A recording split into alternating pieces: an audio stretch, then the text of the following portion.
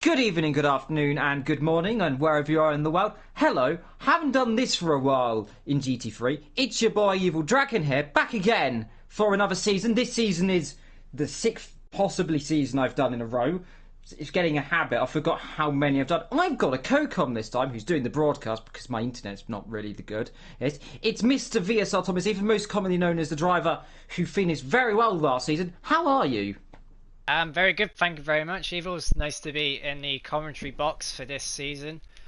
We got a right good season ahead of us, but yeah, I'm looking forward to it. Indeed. Well, the first round takes us to the fabulous Watkins Glen International Grand Prix, a circuit that has hosted some very classic races, had seen some very spectacular accidents, and the last time AOR came here, a certain Dutchman flipped wildly down a straight. That Dutchman being Mr. Vectro, who is somewhere in this lobby, and he crashed with Jazzman. That was in the touring car season just a couple of months ago, just under a month ago, flipping wildly down the straight. And well, from what is certain drivers, Jazzman back again in the season. Haven't seen him for just over 2 seasons. Our last year's champion, Gaza, is going to be reigning defending in the same livery he drove last season, Ethan. The question is, to you, do you think Gaza has a good chance of claiming back-to-back titles this year? Well, if we go back from last season, he had some very strong races. Zuai, Le Mans, Sugo, some very, very dominant appearances. But in the last 2 races, he seemed to slump off a bit, but maybe he realised, oh, the title's mine, I can tone it down a bit.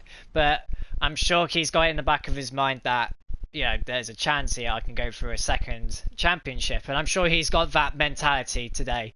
But we'll see.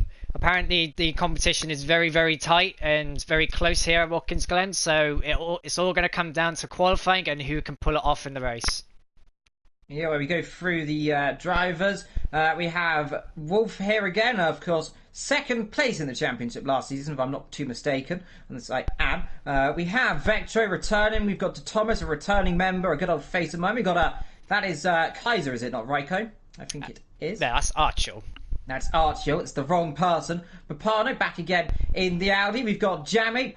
So a lot of returning faces, of course. Mr. Crassalot, Mr. Scold. We've got Coco and a few new faces as well. We've got Omitaro, we've got Tinus, and we've got, of course, Kevin Meyer, and, of course, Boy Araki as well. All drivers that I haven't seen so far since I've been commentating. So we'll find out and see what they'll be doing this season. Yeah, we got a lot of new faces here. But we have got some good old veteran drivers as well. So we got a nice mix of experienced drivers and some new drivers. I can remember my first debut in GT3 back in Season 10. But yeah, we've got a really, really close field. I do believe there was one driver who did storm the time trials with about 3/10 on pole.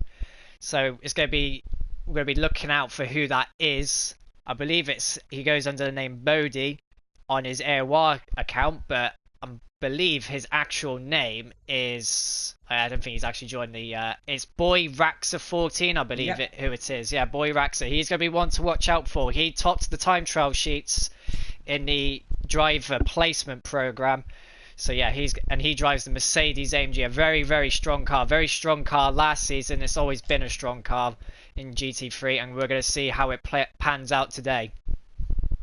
Thank you very much. Shall do. Well, I'm just getting ready to go in a few moments' time. We're waiting for one more person, I believe, to join. So, in terms of the championship, Ethan, let's run ourselves down, of course, through the races. Well, we start in Watkins Glen, and my mind has gone blank, and I can't remember the next race. Alright, I've got you covered. You've got me covered. Yes. Right. Well, whilst you do that, let's go through and have a look at some of the drivers that are going to be very to look out for next season. Last season's champion, of course, Gaza, and the second place driver, Wolfman. Those two are going to be very good to see. Wolf saying he's not expecting to be championship hunting straight off the back. Of course, he's just got a new wheel, so he's going to be hoping to claim a few podiums. Jazzman, he's going to be the unknown. A driver that's legendary in terms of endurance racing, returning back to his heritage of GT3 racing. We've got Scold, won a couple of races last season, if I'm not too mistaken. He'll be hoping to try and capitalise on another season. He changed from the Honda back to the Audi, of course. Remember, only 3 different manufacturers, or 4 different manufacturers, should I say, this season. The Lamborghini, the Ferrari, the Audi, and the Mercedes. Of course, we look down at Vettel. Disappointing last season, struggled, but today he's saying he feels confident. And the last 2 times he came here, he had some spectacular accidents. So let's hope for him it doesn't happen for a 3rd time. And now, to Ethan, have you got the current calendar? Yes, I do have the calendar. So obviously today we are at Watkins Glen. Race takes place at 1400 hours with clear light cloud skies. And then a week later we go to the California state of Laguna Seca. That's where Laguna Seca is located. Nice clear skies at 1400 hour race time. And then we go to another famous American circuit, Texas Road Course. Not a particularly fun layout in my personal opinion, but has provided some good racing. Season 11 did provide a very good race. That race will take place early in the morning with rain supposedly on the forecast. Then we head to another American circuit, Sonoma GP. A very, very tight but very fun circuit. Played host to the first round into GT3 Season 10. That would take place in hazy conditions in the early morning.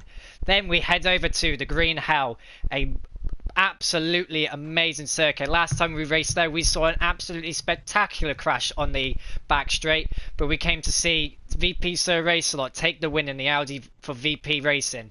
Then we head over to Japan for the Sakito GP. That race will be a 90-minute endurance race with reverse grid. It'll be a reverse grid race with wet weather at the start of the race, which will eventually dry out. Then we head to France for Le Mans Bugatti. That would be a night race with light clouds. Then we head to a classic circuit in Germany, Hockenheim Classic. I think the first time a classic circuit has ever appeared in GT3. With its long straights and very, very dangerous chicanes, I'm sure it's going to be a very fun track for those Mercedes drivers. Then we head to Portugal, which will be in the full wet conditions at Algarve. And then for the final race of the season, with a full day-night transition and reverse grid standing and double points up for grabs, we head to the legendary Spa-Francorchamps. Indeed, well, Havo got on board and Vettel in a few moments' time. He's driving the very spitting Audi, the number 60, of course. Gold running the number 59, if I'm not too mistaken. Yes, he is the fellow teammate. The 2 drivers most likely going to go for toes in this race, but of course Vettel, the first driver out on circuit, so right on board with him. We'll take you for a nice flying lap around this famous Watkins Glen circuit, and of course I'll give you some little bit of history on the circuit later on. But we already got that penalty already I'm seeing coming up. That is marked 1 place grid penalty. And you don't be getting that very early on, are you, Ethan? No, that's most likely speeding in the pit lane. Very easy to do that. It's very easy to forget to put on your speed limiter. But everyone does it. I've done it myself, so you know, we'll see what happens. You know what's rating for Vettel then. Let's go on board, if we can, not that camera. Let's go on board then. He's coming through the back of the circuit right now. A very technical circuit, even. We've seen many accidents take around here, but let's go for a quick hot lap as he comes through down into turn 11. Great right hand. You come into about 3rd gear, rear end on the grass there, Vettel. So don't be doing that. Now, down to the straight then we go. Long run then, up the hill, downhill braking, then down towards turn 1. You come in about 5th gear then chuck it down. 6.2 litres in the tank then. Down into 4th, down into 3rd. Chuck it in a little bit wide into turn 1, but he'll get away with that as long as he doesn't go too wide. Just about keeps it on the island. Now, up the hill then, into turn number 2 and 3. Up, right, left. What's up for the wall on the left and the right? They'll catch you out if you go too wide. You've seen that before. Down into turn 4, down towards the back straight then. This is where you get your breathing, the fastest point of the circuit. Down to the inner loop then, the bus stop chicane as they call it. Quick right, into the double to the left hander then. Watch the car as you now come back to the outer loop then. Long flowing downhill right hander. Now past where the old circuit used to go, of course, where the different small layout is on the right. Down towards the chutes then. Chuck it in here. Left gear all the way up then into 3rd. Up into 4th gear then on the exit. Good and quick then. Down into the toe then. This corner uphill as well. We've seen very wild spins there in GT3 before. Now down the boot, of course, the bottom of the circuit. The boot, of course, named because this area of the circuit looks like a shoe. Very weird shoe, but nonetheless, it's a shoe. Down into the hill then. long, tricky right-hander. The rear end wants to step out. Now you rise up the hill down towards turn number 9 and 10. Lift left-hander almost blind on the apex. A car off there, and you can't see it. That's game over. Down here, along this little back straightaway, down towards turn number 10. Don't go too wide here. Let the car flow then in 4th gear. Now come to the last corner, then turn number 11. Quick right-hander to finish the lap off then, and that is a lap of Watkins Glen. Now, all you have to do is get to the line, and let's see what it should be. Should be around about 142.0, I think. 142.3. Yeah, qualifying pace is going to be difficult here because the track temperatures, I believe, are what? About 50 degrees Celsius? Absolute 46.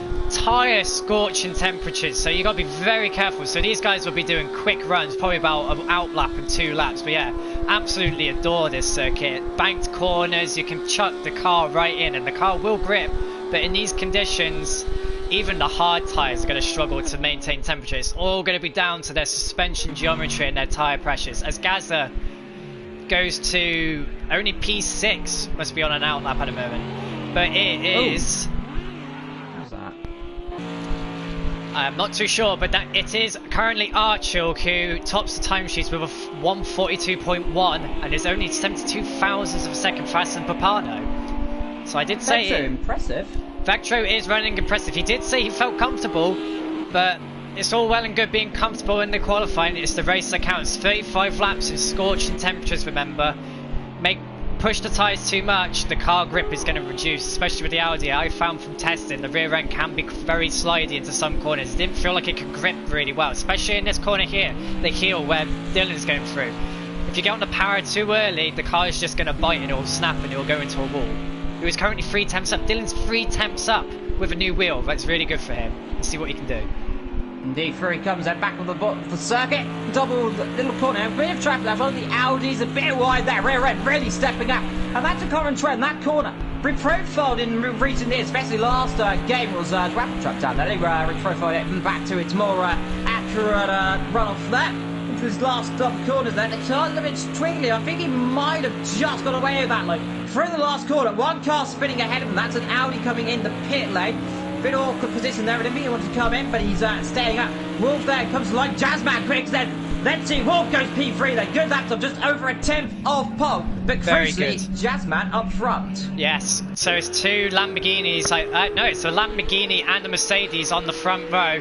But still only 60 thousandths as Gaza goes and does a 140.15. Just proving just how dominant the Mercedes is. 5 tenths in front of a Lamborghini. I do feel the Mercedes characteristics with a shorter wheelbase and the engine being at the front, it's just going to give the rear tyres a bit more leeway as Boy Raxa goes P2, only 2 temps off. I did say to watch out for him. He is going to be one to watch out for, but it looks like the Mercedes is the car to beat here. I think it's just its engine layout and the way the car is designed is just much better for the circuit than an MR drivetrain car. With all that weight on the rear axle and all the tyres doing the work from the rear, those rear tyres are going to be really hot, which is really crucial out of these slow, tight turns where you need the power and the grip at the same time. Indeed, well, talking about this circuit, of course, I said I'd give you a bit of history. First hosted a race in 1956. The circuit itself goes back to the 40s, an old grass layout that existed back then, of course. This is known as one of the spiritual homes of American racing. And, well, we've seen it before. Classic races, of course. Tony Kanaan in IndyCar, famous driver there. We've seen Jeff Gordon in NASCAR, have a spectacular crash there. Meanwhile, looking at Kevin Myers, still to set a lap time there in tennis, quite far off the pace. And these guys brand new, it seems, to the league and already a little bit of struggle so far, Ethan. Yeah, it's usually your first race isn't exactly, it's just to break the water. It's a bit of an icebreaker, really. Just get settled in, get used to the way how these cars work and how these races work. I mean, the top 8 are only separated by 1.1 seconds and they've still got another 7.5 minutes of qualifying left, so there's still plenty of time to get a good lap in. But these new drivers, some of them are going to be really confident, like, yeah, I can really get stuck in, as Boy Raxa is doing. He's really stuck in at the moment. And some of them will be more relaxed, a bit more like, you know, let's be realistic about this. Let's take the time with it, you know, just settle in and get those 3 points in the bags. Indeed, they're very much so. Looking at Gaza so far, your last season champion, a man who is going for back-to-back titles, of course. Driving the same livery that ESR Infect drove a couple of seasons ago, just over 2 and a bit seasons ago now. And that car now on its course for winning 3 in a row if it can definitely do it this season. Now, let's hope I don't curse him, but well, so far 41.5, a very dominable lap time so far from Raka and Jazzman. Yeah, Jazzman, like you said, a bit of an unknown, a bit of a dark horse. He has his good days and he has his other days. I mean, his first debut in GT3 Season 11 at Sakito in the Lamborghini, saw him take his win. He took a win on his debut, so when he's in the zone and he's got a good car and a good setup behind him, he is absolutely phenomenal, as is nearly every driver. But yeah, there are plenty of drivers to watch out for. Some specialise in different areas. Lewis Edwards scored 8 in 08. All 3 races that were in the wet last season, he took a podium. But in the dry, he struggled a little bit. But yeah, every driver has their preference, has their preferred vehicle, and has their preferred driving conditions and style. But it's going to be a battle of who can tame everything, really. I'm interesting to see that Scold, and I don't normally say this, is slower than his teammate right now. And I haven't said that for a long time. Vettel really flying in the Audi. I spoke to him earlier on. He said the Acura last season, it did not suit his driving style as much. He just couldn't get the best pace out of it. The Audi, a car that he spiritually loves a lot more. He's driven that car for a good 3-4 years, and since even Project Cars 1 in GT6, in fact, in different leagues, of course, and of course in AOR as well. Loves driving this car, and again, returning to his roots in a livery that he always used to love as well. Goes across the line so fast. Currently 7th, improves on P5. He's flying out there. He's quicker than Wolf so far. He's coming through the last corner. Let's see if the 159 car can improve. The Mercedes lights ablaze then down towards the finish line. Let's see, 6th and pit lane. Yeah, he clipped the final wall on the exit. That would have invalidated his lap. It's very easy to drift out wide there because of the banked corner. If it spits out too late or too early, you're going to end up running wide. But yeah, you're right, Evil. Vectro's pace is absolutely phenomenal. When you compare it to last season when he was in the Acura, both Lewis and Vectro seem to struggle to get that car to work in the drive, but it's something about the Audi that Vectro just seems to mix well with. I mean, I tried the Audi in season 13 for a couple races. I didn't really get along with it, but every driver has their preferred car, and Vectro is doing absolutely phenomenal right now. P6 in qualifying, yes, it's a good place, but he did say to us, it's nothing, it's all well and good placing your car well in qualifying, but don't be too optimistic. The race is long. It's 35 laps in 50 degrees Celsius temperatures, so it's all still yet to play for. But Lewis has got some catching up to do, to be honest. Well, Tinners, by the way, the Lamborghini driver, the man who I said was an unknown because I didn't know who he was, just got P2. And there's Raiko, P1, 8 thousandths quicker than next car. Well, it's Jazzman across the line, he stays there, but Raiko, quickest, 8/100ths of a second from Gaza. Well, we've got the qualifying on our hands now, my friends. What's Tinners up to so far? He's coming through the middle sector. Who else is on a lap? We have that is Boy Raka then coming through the bottom of the circuit there, but incredible for Raiko right now, 8/100ths of a second. That is about the width of a bit of paper or two. Yeah, that is literally bringing it down to the nearest millimetre. But it seems the battle is on. Lamborghini versus Mercedes. We did hear from a few drivers the Lamborghini is actually quite fast in Sector 1. It's supposedly faster in Sector 1 than the Mercedes. But it is Sector 2 where the Mercedes seems to come alive. And Sector 3, it's all those slower medium to low speed corners where the Mercedes gets a little bit more grip. And Boy Raxa goes 41 thousandths up on his time. But it is the Mercedes on pole, I believe. Yep. It is the Mercedes on pole.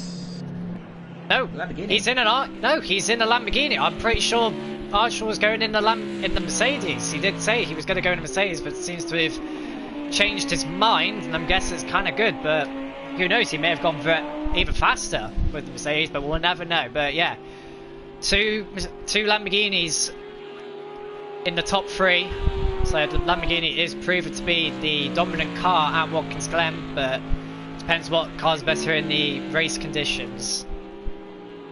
Jazzman 3 times off the pace so far, but the top 5 cars separate by 3 tenths a second. Then a bit of a gap down to Vector and Wolf. Is that someone going? Someone has. Yeah, is that disconnection? Yeah, someone just dropped off the board, I think there.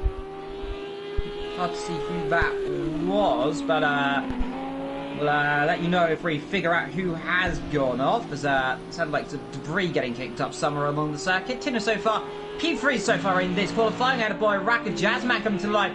He's in 5th position. Across the line, where's he going? Does he go even quicker? That's 13 seconds out. That was an out lap now. So we'll have, what, 2 laps? There's a bit of traffic ahead of him, so that's not ideal. I'm wondering who that 1 lap is. That is a Mercedes, and that's Gazza, I think, ahead of him, is it not? It is. Yes, it is Gazza. So those 2 drivers are running together, and that is going to be kind of helping Jazzman a little bit right now. Get a tow. We'll be able to do 1 more lap if this lap is perfect.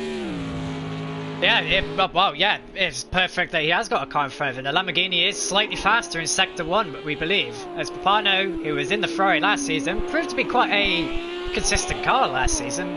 Papano didn't really have a great season, had a few retirements, a few disconnections, but, you know, sometimes people have bad seasons. Currently a reserve driver, replacing Camo, or ESSA Racing today. So, he's going to get stuck in, see what he can do as a reserve driver. If he's lucky, he may even get placed as a full-time driver. As we see Vectro going through the 2nd sector, giving Lewis Edwards behind the toe. Oh, as he runs wide and clips the wall, and yeah, that was most likely a bit of aero damage there. But yeah, I mean, I wouldn't complain. 6th on the 6th place of the grid in first qualifying for a new season in a new car. That's a great result, if I'm honest. As we see Lewis continuing on, he's got some work to do. He's currently 9th place. He can be doing a lot better. He said he felt more comfortable and consistent, and it's not showing right so far. Yeah, looking at Jazzman, he just backed off a little bit there. He caught right up towards Gazza. These 2 kind of are not helping each other here. They're too close. And this is working for Gazza there, as I see someone glitching across the circuit on my telemetry there. But nonetheless, they both just got across the line in time. So that is crucial for them. Those 2 will be the last drivers to cross the line then, because everyone else will finish their lap time. So we'll keep an eye on them. We've got Wolf the first to come across the line of these guys, and he doing so far so good. Behind him there is one of the Audis, I think. They're not too far back, a bit hard to see. But Wolf, can he displace his teammate? Well, his fellow rival Vector. He needs to find just under 30,000, give or take. Let's see, Wolf to the line. Can he find that 30,000 per second? The answer to that is yes, he does. And finds over a 10th. So we've got Pano crossing the line. I think that might be, I'm trying to see who that would be next across the line, but cannot see. Tinnis has backed off his lap. So let's look at Pano then. It'll be next across the line in chronological order then. And for a last corner he comes then. Pano, bit wide then. Rear end stepping out. He comes towards the line then. 8th so far. Can he displace Vettel? He needs to find under a 10th. He does do that. So Vettel down to 8th now, and we've classed him well and truly. Jam the next cross line, I believe, as I think that Thomas potentially crossing the line. Looking at Jam, let's see, where can he go? So far 2 seconds off the pace, stays 2 seconds off the pace there, and that's going to be disappointing. Well, now we're looking at Gazza, and then behind him, Jazzman through the last couple of corners, Ethan. Yeah, do you know what we have here, Evil, is we have 2 potential pole sitters battling it out in the dying seconds of qualifying. So it's going to be Gazza first, and then Jazzman second. I don't think it's going to be much in it. It's literally going to be thousands of a second. It may not even improve, but let's see as Gazza crosses the line. Does he go pole? No, he does not. What about Jazz? No, they don't improve whatsoever, and that's qualifying done. So, Raikko on pole position by 8/100ths of a second. You hear me right. Qualifying decided by a paperclip there between the top 2. Gazza in second. Tinnis, a brilliant debut for the Dutch driver, ahead of the South African there of Jazzman. By Racker then from Venezuela, if I'm not too mistaken, there in 5th position. Wolfman, the English driver, in 6th. Behind them, Pano there in 7th. Vector, the Dutch driver, in 8th. The Pope is in 9th position there. Coco in 10th, ahead of Mark in 11th. Omitaro in 12th, ahead of Kevin. De Thomas Jammy is in 15th of the 16 drivers. 1 disconnection we potentially believe in qualifying that. Of course, information that is applied. So remember, all the drivers should wait 5 seconds. Yeah, I just want to reiterate, Mark did pick up a 1 place grid penalty, so he'll be starting 12th. Yeah. But yeah, absolutely phenomenal qualifying, just the way we want to start things off, all nice and close. Let's hope this continues on through the rest of the season. As we were aware last season, qualifying was decided by a 10th between two drivers, myself and Archer, to believe it or not, who starts on pole once again. Let's hope he does not disconnect on the formation lap like he did at Imola, because that would be heartbreaking, but I'm sure he won't. He already disconnected before the lobby even started, so just going to put out there, let's just hope it does not happen. Well, you're giving it the best opportunity for a commentator to curse, my friend, so let's hope that doesn't happen. But well, the amount of times you commentator curse me, it's time for me to pass the torch on. It very much is. Gaza, Tinus, Jazzman, Byraka, Wolfman, then comes Apano, then comes Vetro, Scold, Coco. Then we got Amataro there, ahead of Mark, who got that penalty, of course. Kevin De Thomas. Then we've got Jam down the back, and he's going to have the best view down towards turn 1. He's got no one next to him, only cars ahead of him. And to be honest, Ethan, where would you like to start in this field apart from P1 and 2? That's I'd say maybe where Vector and Scold is. Now, I'm sure they'd like to be higher, and they did say based on their pace, they were being very optimistic about what they could do, and rightly so.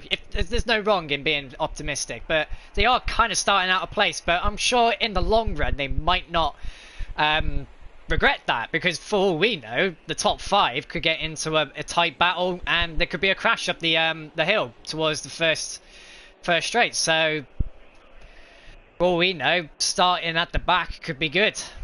But let's see, as the formation up is about to begin. I'm just looking at their fuels there. So, Raiko taking almost, 10 litres less? 9 litres less than Gaza. It's interesting. Get ready for those 5 red lights. Remember, wait those 5 seconds. And let's hope no one has jumped those lights down the back. I see the car has jumped the lights down the back, Clara, and that. Not sure who that was then, but someone out of position then. 2 free cars out of position. And that is not good there. I think that was like Omatara, I think out of position there. I think one of the Ferraris might have been as well. So a few people out of position, but I think no one with damage, luckily. Yeah. This is the crucial part of this, not getting damaged, making sure you stay in position. Obviously, we've got our new drivers here. Hopefully, they've read the formation procedure and the video that comes along with it. Obviously, AOR takes a lot of care in making sure our formation laps are nice and clean as possible, so obviously nobody's immediately put into the pits. I like what Archer's doing here, leaving it in high gears, letting the car rev low, save some fuel. Just even those little extra drops, they are very crucial. So when we're talking about pit stops and fuel, one stop strategy, probably best time is to pit around maybe the first 15 laps. I'm sure anybody going past 20 laps, they're just going to lose out on time. I do remember Gaza at Imola last season left it very, very late, and he ended up dropping down to 5th position because he just left his pit stop too late, and he made up for that in other races by pitting a little bit earlier. But yeah, I'd say maybe you'd start seeing cars in from lap 1 to 20. Well, let's see if anyone takes that really early stop. I remember a few cars last season stopped within the first 5 or 6 laps, or maybe even the first 2-3 laps. Just get that clean air, just because they can set some quality laps into the end of the race. And of course, we don't like seeing that. We like to see races not decided on the strategy. But well, we'll find out. Of course, we've got everyone. All 15 of the drivers, of course, bar Camo and I think one other driver who has not turned up, getting ready to go as we go to the pole sitter then. Raiko, last year, took pole position in the race in Imola, the San Marino Grand Prix. This time here in Watkins Glen, the first of what is going to be 4 races in America this season, maybe even a bit more if I'm not too mistaken. But we begin our American journey in just a couple of seconds then with Raiko and Gaza on the front row. Adversaries at the beginning. Adversaries to the very last race. Tinus, unknown. Jazzman as well coming along, returning to AOR GT3. Blacklisted last season. But the question is, 10 rounds, 16 drivers, 1 prestigious championship to go. And of course, 1 constructor to go as well. Last season, it went down to the last couple of races. This season, who are we going to be as we get underway? Raikkonen, very good start indeed. Jumps the line then as it comes out towards turn 1, but crucially it's Gaza in second. through cars there into the first corner, but crucially, though, Raikko leads. Everyone Someone thinks, spun oh, out! no, Jazzman! Archer spun out! Archer has spun out. He's spun out. Yes. Archer, now where is he? He's gone, and I've cursed him again there. Is he in the wall? He is, I think, down the back there. Good spot there, Ethan. He got on the curb. I thought that was Jazzman going around, but crucially, look, they're free abreast in the background there. But what a start then from Gaza, and good start from Vector. He's up to 8th to come down to the chicane. This is going to be tight, but Vector then up to 5th. Storming start from the Dutchman here on the opening lap. By Racker down there a few positions as well. Scold's up a few positions out of this as well. But everyone, apart from Raikko, who he's again made a terrible start the second year in a row. His down positions has done it again. Well, let's just have a breather. Well, Archer hasn't got any damage, I don't think. He hasn't fallen off too much. He's keeping the pace. Like I said, Vectro started in a decent position. Maybe he might have been out of position, but look where he is. He's in P5. And Dylan, MC Wolfman, or VSR Wolf as he is now formerly known, hasn't changed his PlayStation name yet. He's now running at 4th, so a good start. But he has got Vectro behind him, who runs a little bit wide there. He's going to get a slowdown warning for that. But a relatively clean start. Archer's already made a position. He's already making his way back through. But so far, very close indeed. But it's Gaza who is leading, and he is certainly going to make his way up the field. As we see one of the Ferraris in the background, Coco SBR, trying to look for a route up the inside of that blue and yellow black Vulcan Mercedes. As that's Mark going onto the grass, taking a new entry into the corner, onto the back straight, onto the pit straight even. And didn't very lap close one. to the wall. Vectro there, a penalty there, so he's got to slow down. As there comes up the inside, is by Racker then. Late break in the Mercedes, and that first corner, Vectro very twitchy as well, as he now comes under attack. Vectro is going to be brave. Very brave, Sonny Jim, to go side by side up here. That's optimistic at best to be squeezed down on the top of the hill. He's still there, and he's on the grass. Contact there, a little bit there. He's just going to get out of it. Yes, he does. Experience there coming from the Dutchman, but now look behind that for Pardo. Vector covering the inside. You're not coming through there, Sonny Jim. Now they come down to chicane, and just keeping ahead there is by Racker. Just gets the line there. Vector very loose, and I think he's going off there slightly. Catches the car as his teammate goes through. Yeah, he caught the curve. The curves here at that bus stop chicane very, very slippery indeed.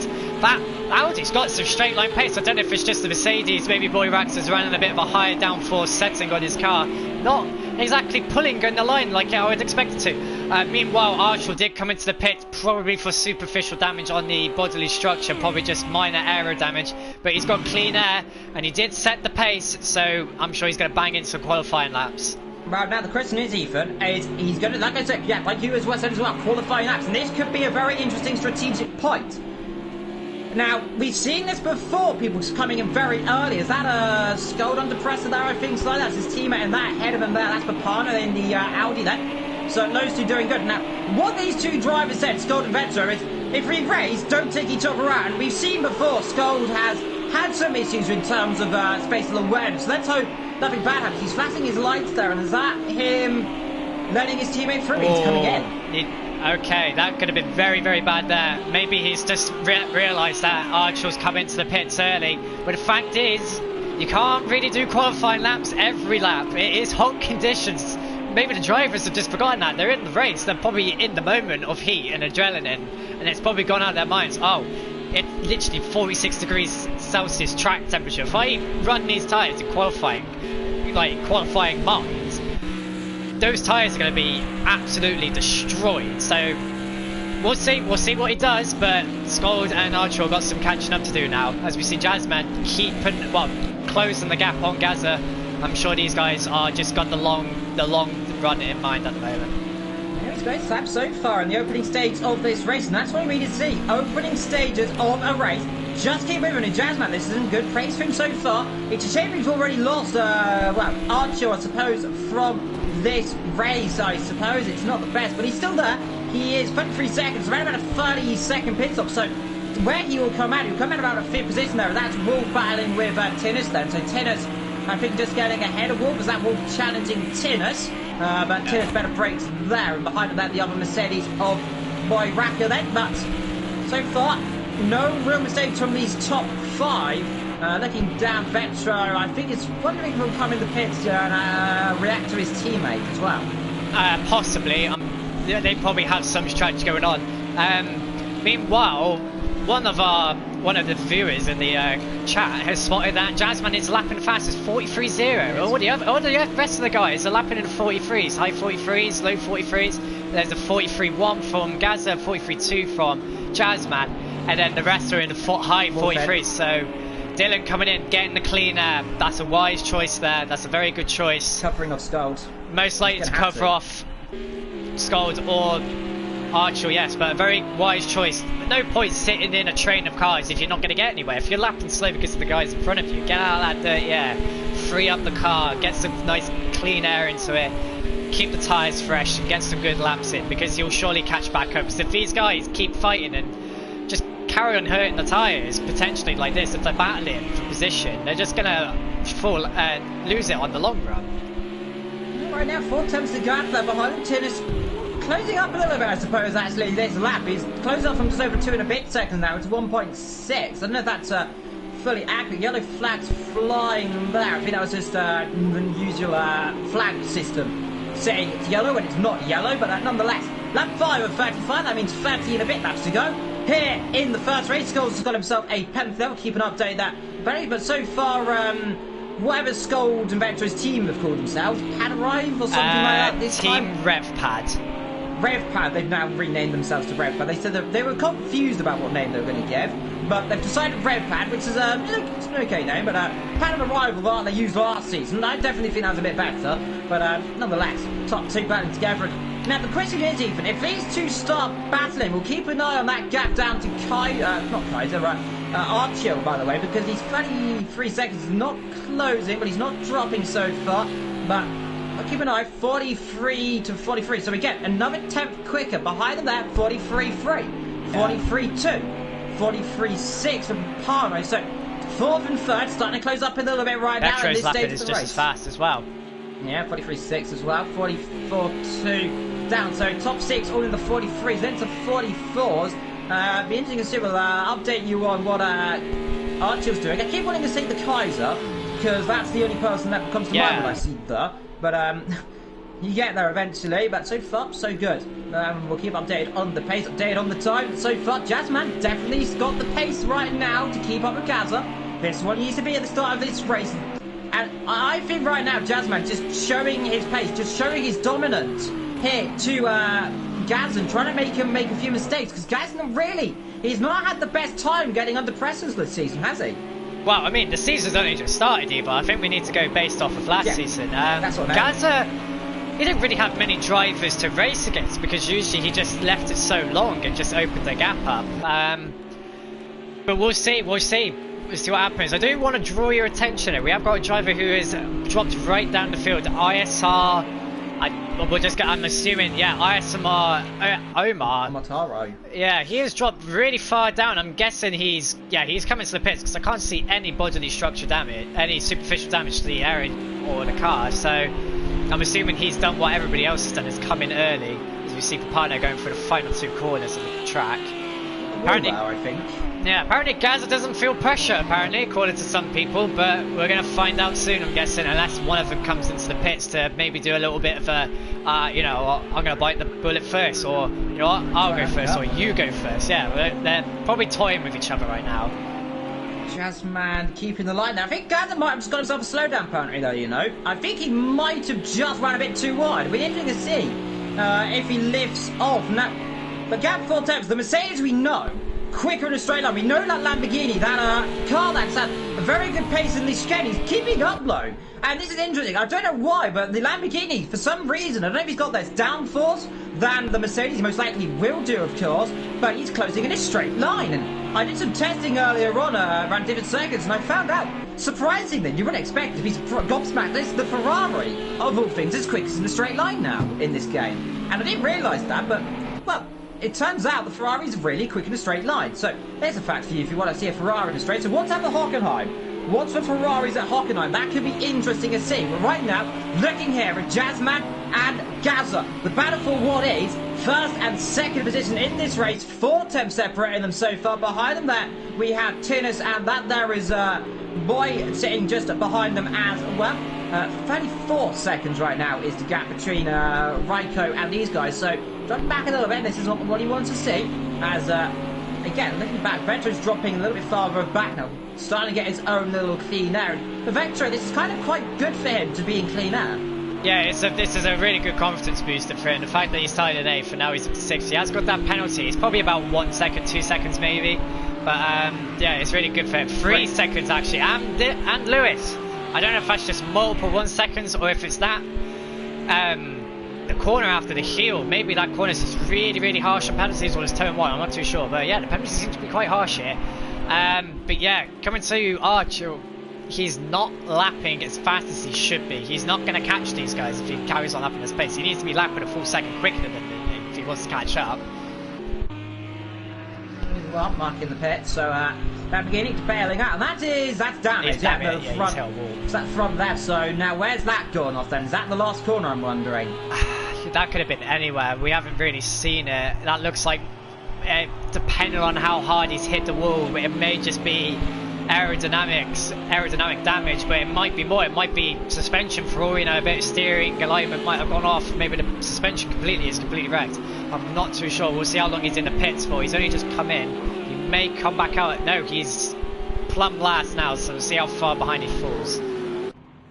Long stop there as the Ghost Mechanics do his work. So that looks like that's a lot of damage then. If that's a long, lengthy stop, and yeah, that is a lot of damage. It has to be then. So he's going to come out the pits probably now. Actually, yeah, he is. So well, never mind then. I've cursed that one pretty much. So it's a long, lengthy stop, and he comes out immediately. So Jazzman, second position behind Gazzy, your race leader. Behind them we've got Tinnis and Roy Racker then, who's keeping pace the top 4, and suppose actually the top 5 keeping pace. So far the quickest out of these drives is we're looking at Roy Racker right now, 43.3. The second quicker than Tinnis last lap. We'll keep an update on the pace this time. I think it should be around at 43.4, I'm guessing, for Gazza. Let's see how close I am this lap round. It is a 43.7, a 43.6, a 43.5, a 43.5, and look there, 43.3. So Papano going quicker then. And the driver that struggled a little bit last year, and the reserve driver Venture's come in the pit. I mean, well, that's to cover his teammate off. Well, keep an update and see where he comes out. As that there is Kevin Meyer going past in the very bright Lamborghini. It is very well, we could say it's a very bold livery, can't we, Ethan? Very fluorescent livery. Bit of an eyesore to me. I'm not really a big fan on that. A bit of someone who's been quiet. Jam. He's brought his way up into 6th.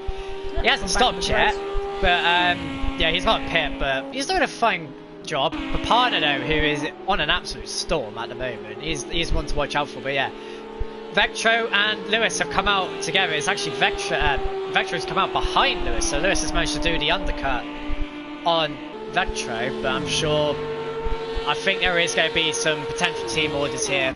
Actually, no, there can't be, because Vectro doesn't actually go in a party with his teammates, does it? So no, it doesn't. They'll just use lights to communicate, but I'm sure Lewis may let Vectro by, because Vectro does seem to have the overall pace over Lewis, so we'll see. Well, now the question is, though, who is going to blink first of these top 5 drivers? They're all together. 1, 2, 3, there's the 4th, and there is the 5th behind their Jab. A bit far back, so that just shows the top 5 have got real pace today. Let's see, who's going to blink first, do you think, Ethan? I think it must be Jazzman has surely to blink, because if you look where the gap is, you'll come out probably around about Stolbit. There it is. Yeah, from previous experience of racing with Gadza, he will force you to leave it late. He won't force you to go as far as he will. And Jazzman's bit the bullet. He's going to force the hand now. Let's see what happens. It may prove to be the race-winning strategy, but Gaza, he may leave it late. This is usually what he does. He forces you to pit early to make you think, you know what, if I pit before him, I might be able to outdo him when he comes into the pits. But 9 times out of 10, that's not usually what happens, but let's see. Clean air as well. Should come well. He'll slot in, I think, just behind this guy. This is crucial. This is going to be crucial. He needs to come ahead to Thomas then. He is going to come out just ahead of Thomas. So that is what? Perfectly. 1 car. That's Coco in the Ferrari. Shouldn't be too much problems then. So now he really needs Coco to pit now. Straight away. And that'll be bang on the money for him. We'll keep an eye, by the way, on this battle between the 2 Audis. The number 6 and the 59. Pads team, as I'm now calling them, because it is a team. I'm just going to call them Pad on Arrival now, because that's his last team and I like it more. Sorry, guys, but you asked me my opinion on the team name and I'm giving it. So there you go. Meanwhile, by Raka. There he is, third position. Doing good on his debut. So is Tinners. Gaza leads this race and now, crucially, needs not to make... If he makes one mistake in this race, that is it. That must be the moment. He will have to come in. If he makes one mistake, he'll be in big trouble. What I'm interested to see is what the other guys will do. The guys behind Gaza, are they going to bite the bullet and come in response to Jazzman, or are they going to leave it out a little longer and chase down Gaza? Let's see who's going to come in. None of them are going to come in. They're all staying out. So they're going to chase him down a bit more. 42.8 from second place. That is a phenomenal lap. Meanwhile, Jazzman on Coco. And if I was Coco right now, what would you be doing if you saw the leader, the quickest man most likely is going to be on the circuit for quite a few laps, right on your back? If I was Coco, I'd come in the pit, yeah. which he is then. So, well, there we go then. Just as I say, he's coming in the pit lane. He comes in the pit lane. Now, that was pretty much the only thing he could do, really, because if he started battling as in comes, that was to Thomas there, I thought a Skuld going in the pit lane as well. So, Skuld and Vector released on their merry way. Is behind them, that is Raiko, and catching quickly. And he is lapping fast. He's lapping faster than the leader. He's not the fastest driver on track, but he is lapping second quickest. I'm talking about the fastest man on the circuit. There he is, catching the lead a little bit now. 1 second then between these guys. 3 and a bit seconds between those guys is looking down the field. That is just Thomas in pit lane then. So let's see then, where is Jazzman's next car? It'll be Kev. He's about 7 seconds up the road from him, give or take 6 seconds. So he's got that'll be pretty comfortable for him as we now look down for the battle between 9th, 10th and 11th position. And, well, let's see what good old Scoldy Boy and Vector Boy can do. And I don't think they'll be doing too much to keep behind poor old Raiko, who's, by the looks of it, he's going to be pretty annoyed. But again, another mistake. Last season wasn't his fault, disconnection. This time, I think he's got on the curb, you know. Yeah, that might have been the case. I mean, that corner, if you ride on board with one of the people going through that corner, you would just see how undulating and like bouncy the corner is. It depends on your suspension geometry. I mean, just look at that. Especially on the exit, it's very easy to go out wide, catch that curve and accelerate a little bit too early, and that's it, you're going to hit the tyre wall. But it didn't seem Archer hit the wall, we at least didn't see that. But he may have got collected on by other drivers coming out that corner. But he's doing what he needs to do. He's got Vector in front. Vector will probably be easy pickings. Lambo versus Audi. Two very similar cars even though, aren't they? Yeah, exact same engine. They use the exact same 90-degree V10. Not quite the same chassis, I don't believe. I mean, the current car is now the Evo variant. There's Vector runs very wide there. That might be a penalty. Pulls Raiko with him though, so that'll be interesting. Keep an eye on that, by the way. Look at the top two catching up as well, actually. So we'll come back to the action in just a few moments' time. But Tinners closing right up there on the leader then. And that shows to me that Tinners has all got some incredible pace. Look, 5 tenths quicker. And we'll quickly cut a few moments here. I don't think he's got past yet, so we'll keep an eye on this battle up here. But Tinners looks like he's got pace. And that's crucial there. A little bit wide there as goes Gaza. And look behind Jazzman, 15 seconds there. Jazzman as well, 23 seconds. That's in striking distance, you know. Yeah, Gaza is not running as fast as he could be. I think it's time to come in now, Gaz. I personally do think if he runs this out any longer, he's going to get snapped up easy by these guys who are pinned. There comes Tinners. Tinners knew. He's got quicker pace. He pits it now to get out of the dirt. Yeah, look how slow Gaz is lapping. 43.9. Everybody else is lapping faster. He needs to come in. If he doesn't come in this lap, he's going to get swamped and he will lose this win. Any chances of winning this race are sliding now. He needs to come in. Oh, was that Scold in the wall? That was Scold in the wall then. He's hit the wall there, and has that done damage, I reckon? I think he got away with that. But he did just hit the wall. I'm actually curious to see where Watt's coming. He came in the pits, I think, hasn't he, Ethan? If I'm not too mistaken, earlier on. Yeah, so he did come in, yeah. Behind Jazzman. Tinners has jumped Jazzman then, so he's still ahead. So that's not working for Jazzman at all. He runs wide. There we go. Meanwhile, there goes Raiko up the inside there of Vectro. Vectro just comes the line up there. Very good procedure, but he runs wide. Now he'll have to let him through. He'll have to let him through, then does do so. So Knew he was going to get a slowdown penalty. He'll still get a penalty, of course, for going wide because he knows this game well enough. Meanwhile, we got Omotari closing up on Coco, meanwhile, down there. But now comes the question, what is your race leader going to do? He has to come in. He's got slower. No option. He's got to come in. He is going to throw this win away if he does not come in. Boy Raxa is lapping 3 temps quicker. 4 temps even. Papano's lapping a full 8 temps quicker.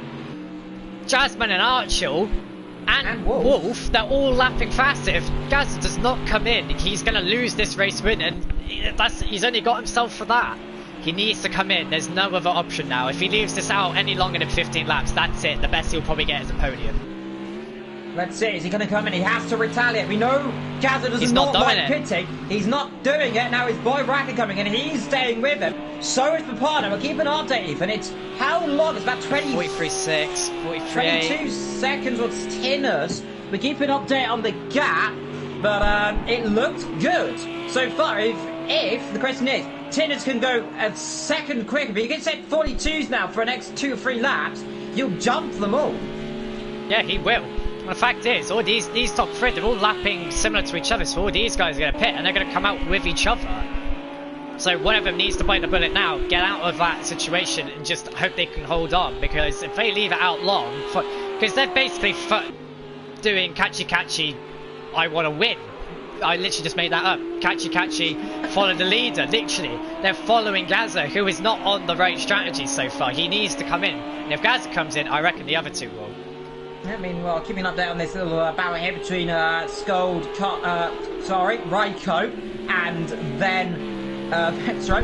I will get his name right. I don't know why he changed it to that, but that's probably a reason. But by Raka, P2. Gaza is P1, Papano P3, then in the alley doing a pretty good job. Then so top 3, not different cars because that's a Mercedes, and an Audi, but the top 4 also not different cars. That's also an Audi. Then there's a Lamborghini. There's the first one. Then comes the second Lamborghini of Tinners, who is 21 seconds even. He is closing as well as Jazzman, and this is going to be good. Now, look here, his leader. He's pulling away from Raka, and Raka's going to come in, I think, this lap. They gotta come in. One of them's gotta come in now. Gaza stays out. They are. Yeah, they're following Gaza. I do feel they're following Gaza, and that's gonna. I feel Boyrax and Papano are chucking away a podium here.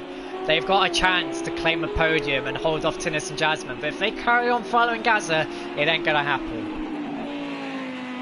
Well, there is the man who is on potential for a very good race indeed. If he doesn't make a mistake, there you can see that's Kevin Mile coming in the pit lane there in the 157 car, and he's decided to bail out. Now he's going to come out. He'll come out probably behind this battle here.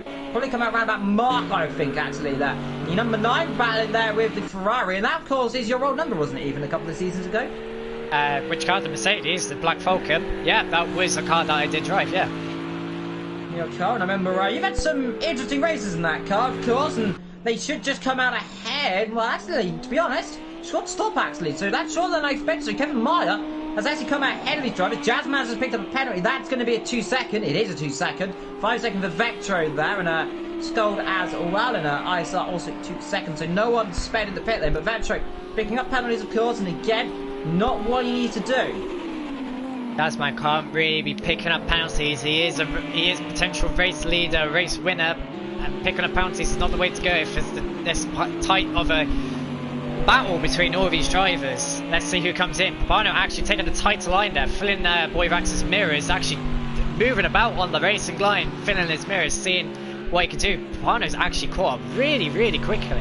There he goes, comes in now, on lap 15. Oh, Gaz's Boyvax reacts just in time. I said, didn't I? He would follow him in. It happened. Now, what's Papano going to do? I bet Papano wasn't expecting that.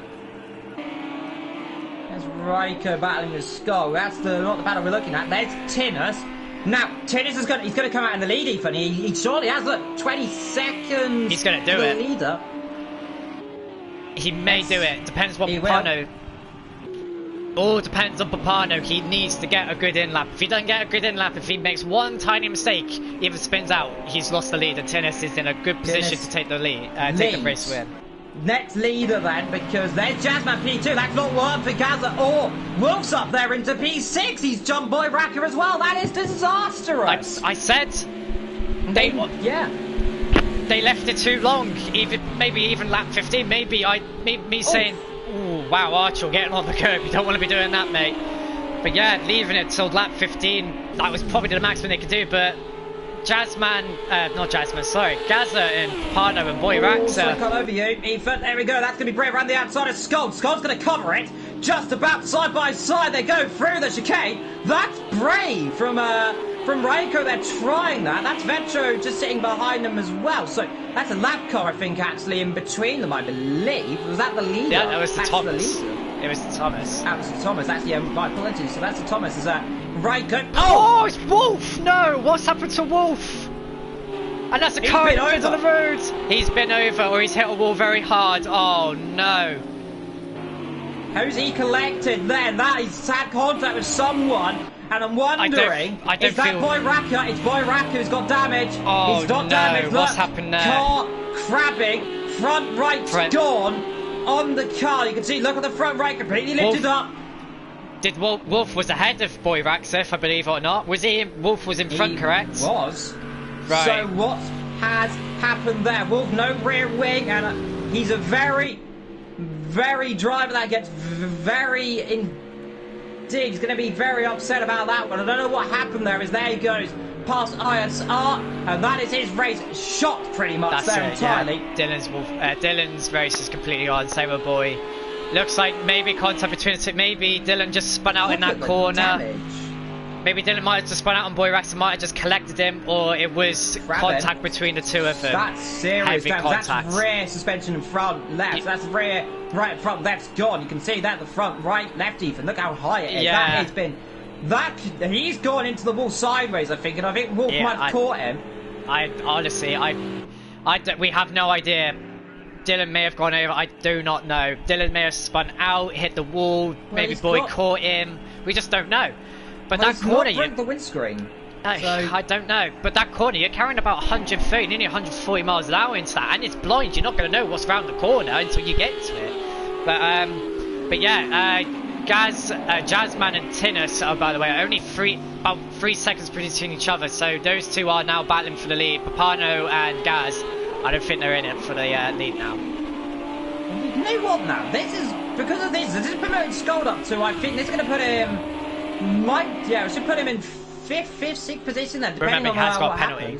He has got a penalty. He has got a penalty. So Reiko doing a good job. Now Reiko's quicker. We know that for a fact. The car we were just looking at before, the incident where we saw Wall flipping or believe crashing there, we'll let you know later on what has happened there. But that's a lot of damage from Wolf. I think he's just coming up the pit lane now, and he's a lap down already. So that is not what you want to see. But run through the guys as we're looking at Reiko go off. So Papano leads this race from Jammy, Tinus, then comes Jazzman, who is now in second position by net. Third for Gaza. Scold is going to be seventh, we believe, counting when Reiko gets past, if he does. Vetro in eighth ahead of Kevin Meyer. ISR now to P10, Coco in 11th, Mark in 12th in the damaged car, then comes Boy Raka then involved in that shot with Wolf, who's back out behind him, and to Thomas, who is a long way down. So I think Thomas has gone off recently again as well, because he's a long way behind everyone. That's Vetro ahead, isn't it? He may have gone off, yeah, potentially. Reiko's ahead. Maybe Lewis let off, we don't know.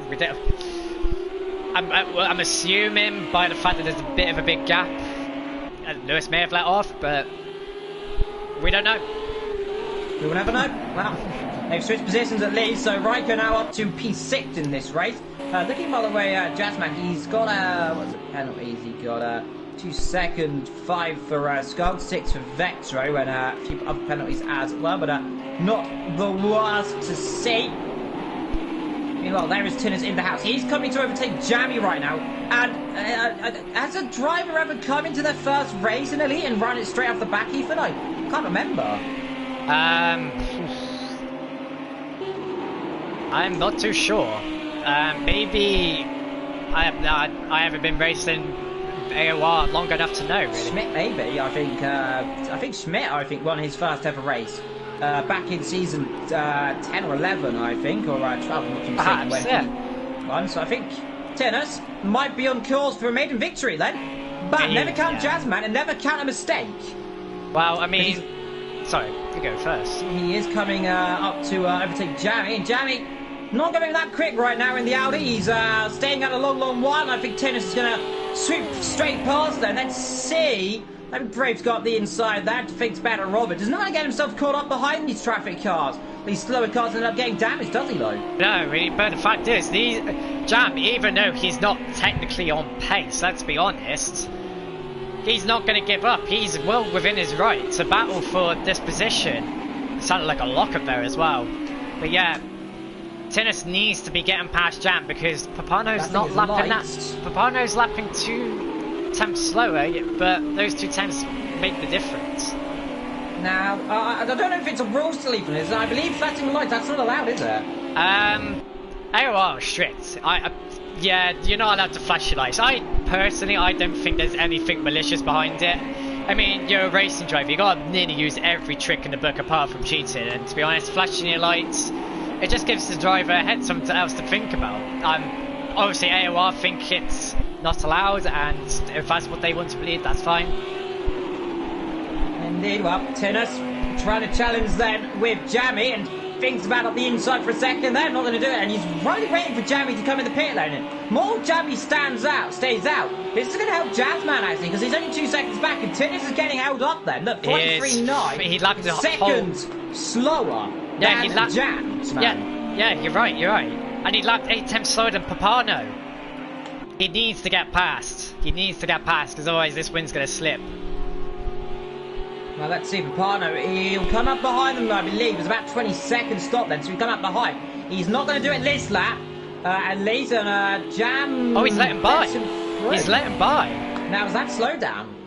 That might have been. That might have been a slowdown. Very odd. Indeed, well, Tinner's well, that changes things up. Jammy. That does change things up. Well, let's see what happens to Jazz. Skull behind Raiko then, those two still kind of together. And shows me right now that Skull runs off the road. And Vetro as well, not too far behind as well. Vetro has a bigger penalty, remember, than Skull. So those two, I don't think will switch around. Kev closing up a little bit. No, actually, Kev miles back, actually. That's, I think that must be the Thomas maybe in between them. I think that is the Thomas, yeah, the next car behind them. So that's where those guys are. But there you can see Skull back together and Jammy keeping up with Tennis right now, but I think now Jammy's time has come to pit.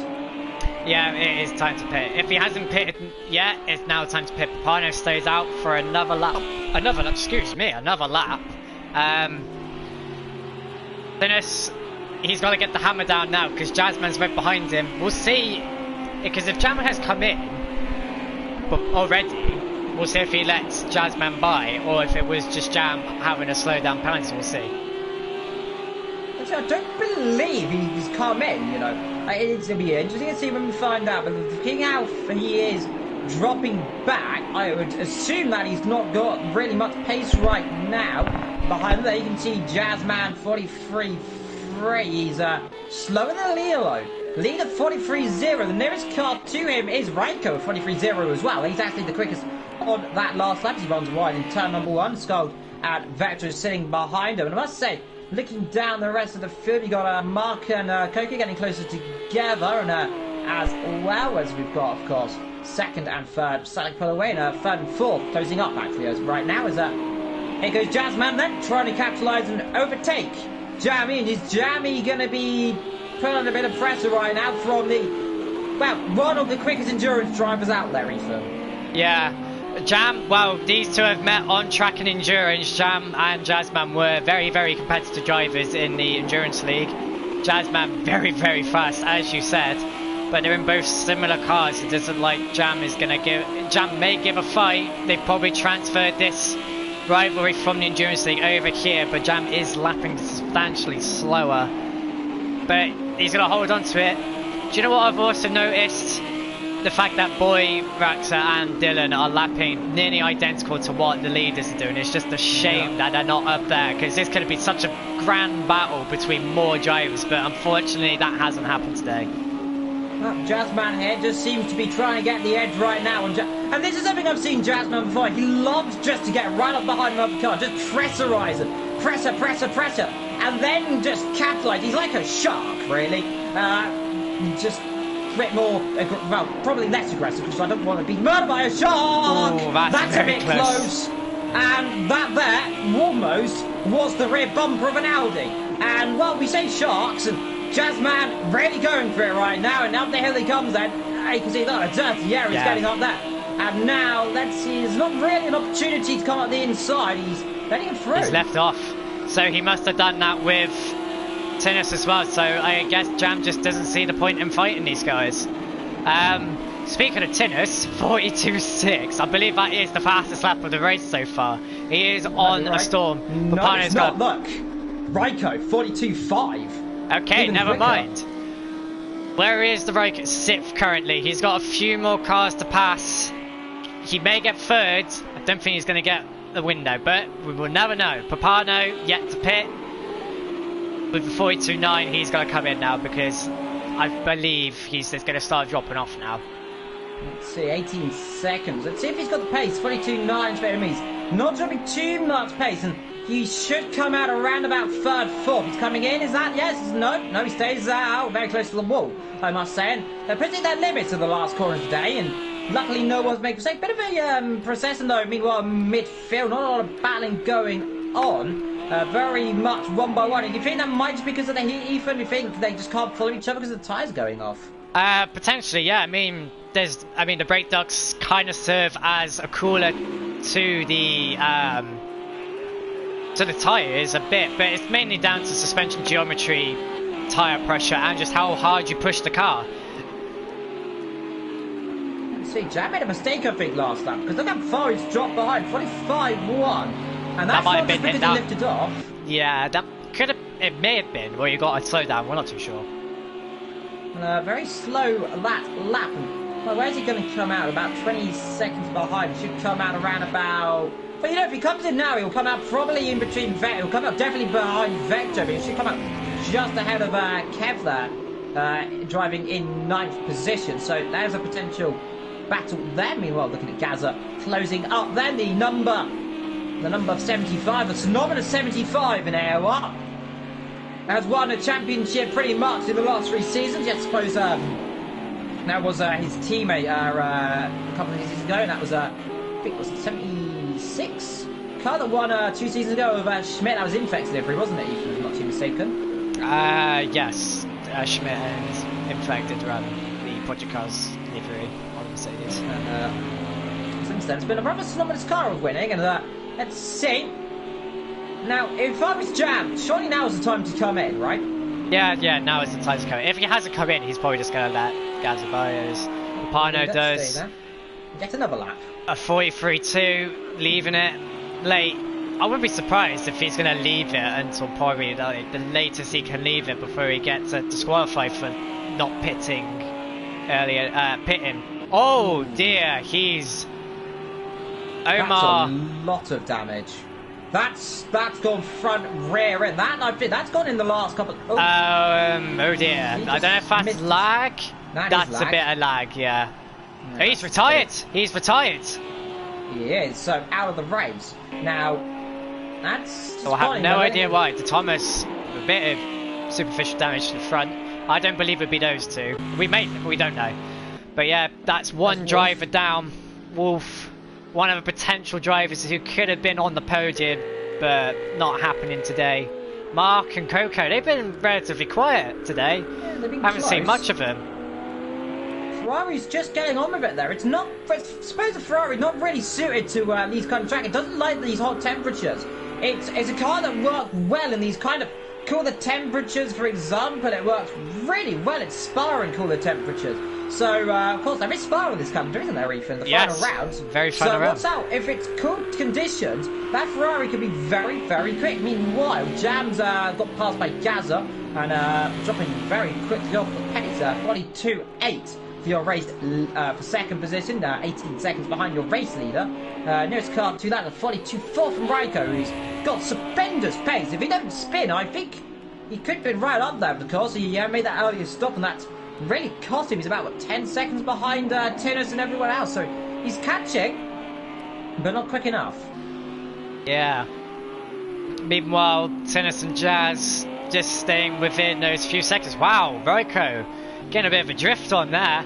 That's not going to help the rear tyres whatsoever. That's going to shoot the rear right through the roof. Ooh, someone went very wide there. That was Vectro. He may have clipped that wall. The cameraman didn't want to see it. He cut away then and got away with it though. I think he just might have grazed that barrier. So let's see. Jazzman, Tinus, Papano. That is your top three in reverse order. Papano, most likely not going to stay there though. I don't know. I mean, he's lapping, for someone who's stayed out this long, he's lapping very well, to be fair. Someone spun out. Someone has spun out. I can hear a V10. Someone spun out at this corner who was just at. It was Mark. It might have been Mark. Yeah, like how far back he's looking Coco. So good spot there, Ethan. Did he hit the wall there? No, I don't think so, because I think he might have gone away with it. Rear end stepping out there.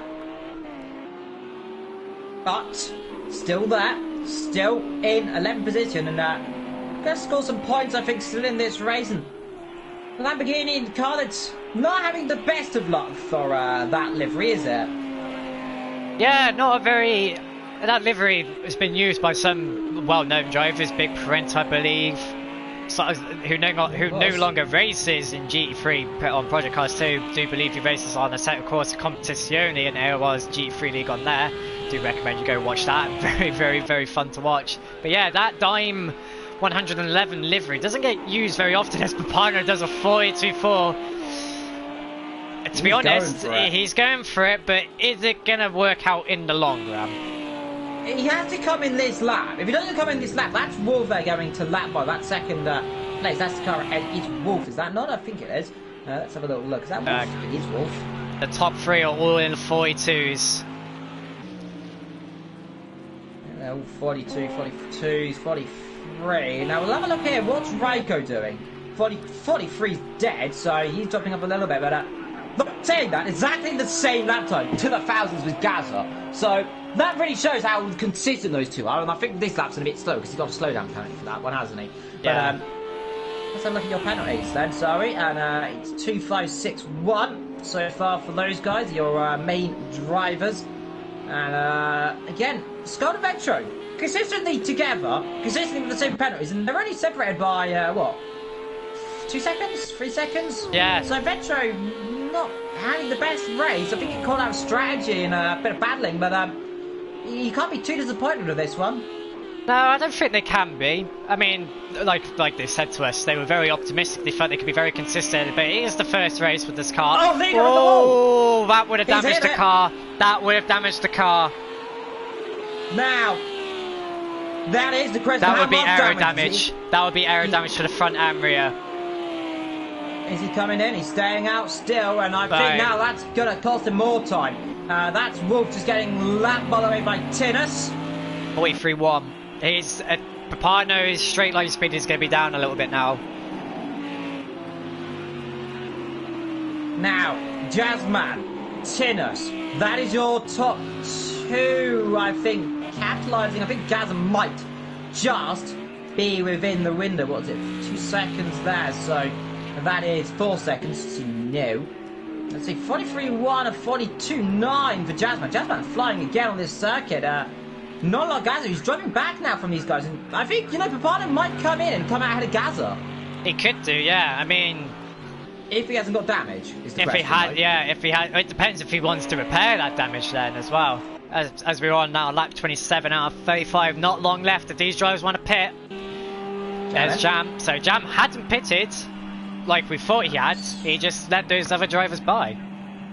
I'll drop him just around Coco then. So we'll keep an eye on that. So not a lot of battling going on, Ethan, though. And that's just a bit of disappointing, isn't it? We've kind of been expecting and gone into this thinking right now we'd be having a lot of battles, but it's not as close really as we think. No, not really. And to be honest, these MR cars, they've kind of shown us that they are actually able to kind of race in these conditions. We've kind of been robbed, let's be honest. I mean, Dylan and Boy being collected in potentially an accident between those two. We'll probably find out from both of them if they want to join us later. But yeah, not really a lot of battling going on. It's more just about who can set fast laps and then they kind of cool off and then go back at it again. Well, let's keep an eye on the battle up front. 42.9. But I do say like he might have got damaged, but he has gone the quickest of anyone right now. 42.9. Yeah. So he's flying. Still out there. We're on that 27.35, but is he leaving it too late? Why? I don't know the logistics of him coming in so late, because if the later he comes in, the less time he's going to have to catch back up. Exactly, I mean, 42.7. He's closing up. 43.0. That's Wolf, who's just behind him there. He's setting a 45.9, so he's got lapped. 43.0 again. So, Papano should be clear of Gaza. And we'll see, they're actually throwing a lot more fuel than I believe they might be. We'll keep an eye on Vetro's 30 litres. He said he's running on the brim. But seems he's got a bit more fuel than Scott has right now. So that's interesting. Yeah. They ran opposite strategies then. So Scott started with more fuel and it's got less fuel. Vetro started with less fuel and has got more fuel. So it seems that Vetro's been a bit fuel saving. Yeah, I think Vetro's just been chillaxing if I'm honest. I mean, they're up a few positions than what they decided in qualifying, so I think they're happy with that. Chilling. It's Coco there. Definitely having a peaceful race right now. He's was battling with Mark. Mark's caught back up, to be honest. That is there's Papano actually. Let's see what happens here. Now this is going to be awkward then. Papano really should come in. I reckon he should come in. There's no point in battling with trying to find your way past the lapped car when you could come in. And look at that. Whoa! I think Mark was expecting him to carry on, I think. But yeah, he came in. That's a good choice, that. Yeah, a bit of a miscommunication. Now, he's going to come out. I think he's going to come out in third position, you know. See, it's going to be close. There's Archel. Archel may have Papano. Papano hasn't even got to his box yet. Archel's going to have him. Archel's going to have Papano. He's right at the end of his stop, though. He's right at the end of the box. He's going to come out. He's going to come out just ahead of Gaza. I think it's Gaza's going to get on the power earlier. That's going to be very close. He's just got him.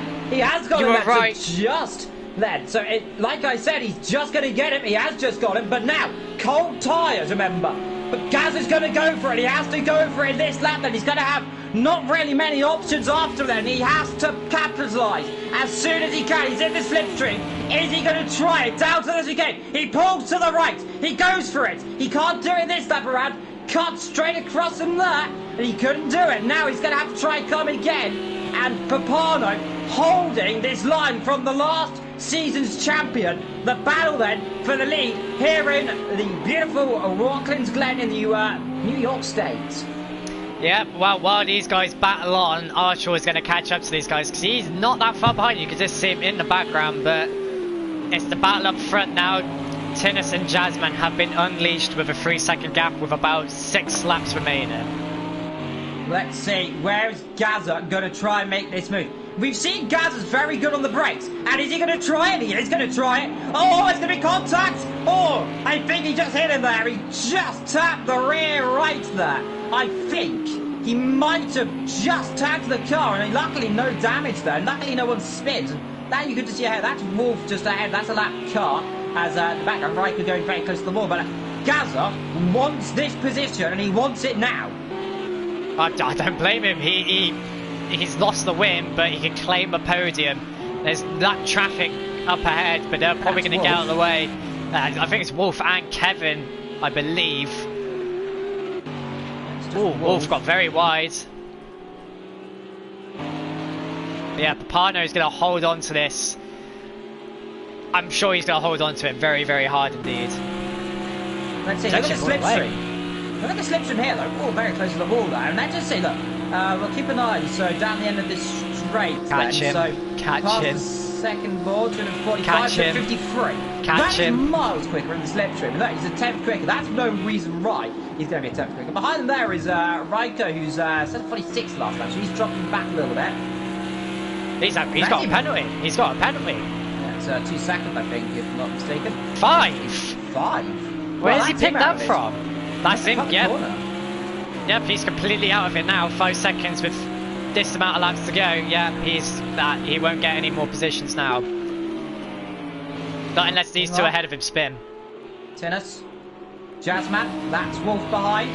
That's Papano. Then there's Gaza. And these two are closing again, but let's keep an eye on their pace though. And I think slipstream wise, Gaza's quicker because it's the mark and it's going to be quicker in most cases. But closing's one thing on this circuit. Passing is a different kind of thing because it's difficult, isn't it, Ethan? Yeah, it's very difficult. I mean, we saw from season 10. I remember I was in the Porsche and I had Carl W behind me in the Lamborghini. He made for a move on the outside of me at the inner loop. I mean, I'll be honest, I kind of let him off because I didn't really want to be in a battle like that. But all credit to it for going around the outside. But I don't think anybody's going to pull off a move like that with so many few laps left. But Gaz is not really catching up anymore, is he? He's kind of dropped off a bit. I think he's 43.2. I think he may hold off for a few laps and then go back out. He's probably worked the tyres a bit too much, let him cool down and then have another stab at it. Give me more, there's your top 3. There was a camera screen there, and then again, 2 seconds, 5, 5, 6, 1. So not too many penalties today, which is a fairly good surprise, I suppose. You normally see quite a lot of penalties, don't you, Ethan? Yeah, you usually do, yeah. I mean, it depends on the severity of how, like, strict the track is. I mean, I remember Imola was very, very strict, and then you got some tracks like Le Mans, which aren't so strict. Oh, it's beautiful seeing these cars come down out of that corner. Just how early you can get on the power out of that corner is beautiful. I just love American tracks. They've got such character behind them. And the fact is, American tracks, they've been around for ages. So they've got that racing heritage. I mean, this track was founded in what, in 1948? And it's used by what? NASCAR, IndyCar, IMSA. You know, so many different racing series come here. It's just a brilliant circuit. F1, didn't it? It did used to host F1, yeah. And I think that's no, my apologies, the 50s, 60s, 70s was the scene, I think, Jackie Stewart's final ever races here, actually. Of course, the tragic event that happened back then in 1970s, early 70s, when we saw the death of Francois Savert. We'll not go into detail about that. If you've seen the film Rust, you'll know about that, but this is not F1. This is a much better category. It is GT3, GT cars, because the pinnacle of real racing, I suppose, these real touring racers. I suppose you got the old cars as well, of course, the LM cars, and I think even, are these better than the old LM cars they race currently? Well, I mean, back then, the old GT1 cars, you know, they were the pinnacle, and now GT3 is the pinnacle, and now we've got new classes coming. We've got the new GT2 class that's been recently announced for the SRO. Well, it's not really blind pod anymore, is it? Because they've demolished that contract. But yeah, there's like the new Audi GT2 that got unveiled at Goodwood. I believe there's a few more, and now we've got the new quote-unquote GT1 hyperclass. But GT3 at the moment is the pinnacle of racing. You mean you see all these manufacturers, Mercedes, Lamborghini, Honda, Glickenhaus, all making these evolutions of current cars, and it's just amazing to see just the depth and the variety that you get in this series. I mean, if you go to a racetrack to like Silverstone, watch Blancpain, just the racing atmosphere and just it's just such a great series. GT3 is always like that series where you can really get in depth, and it's just known around the world. Very much is. Meanwhile, looking at board of Riker runner, closing up the Jazzman a little bit, only 8 attempts, and they're ready to show how much pace Raiko has from the spin he had earlier. 42.8, the quickest, I think, just about on this lap.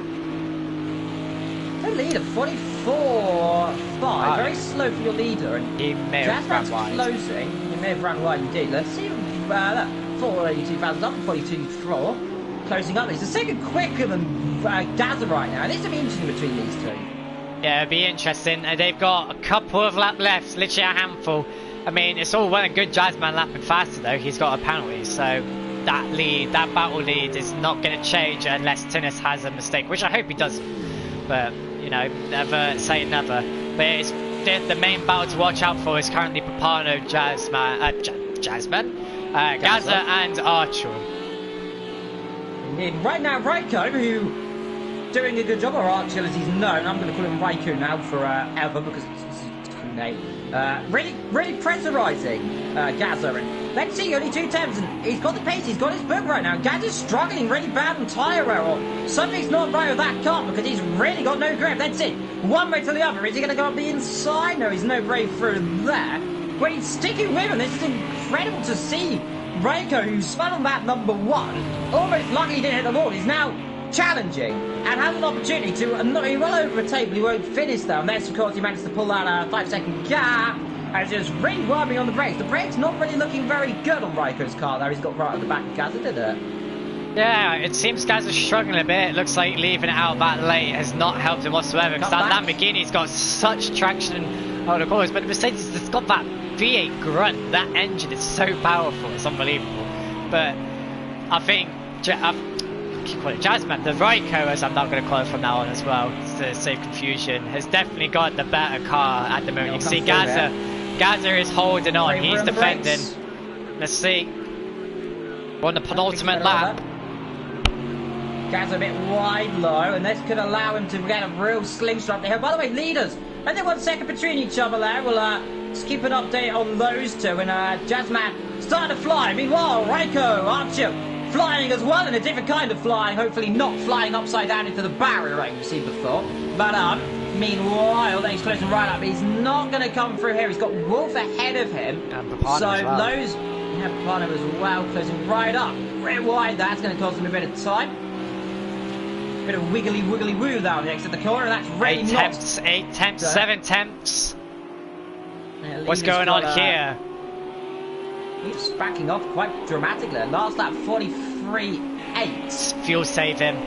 Fuel save him. Has he got enough fuel?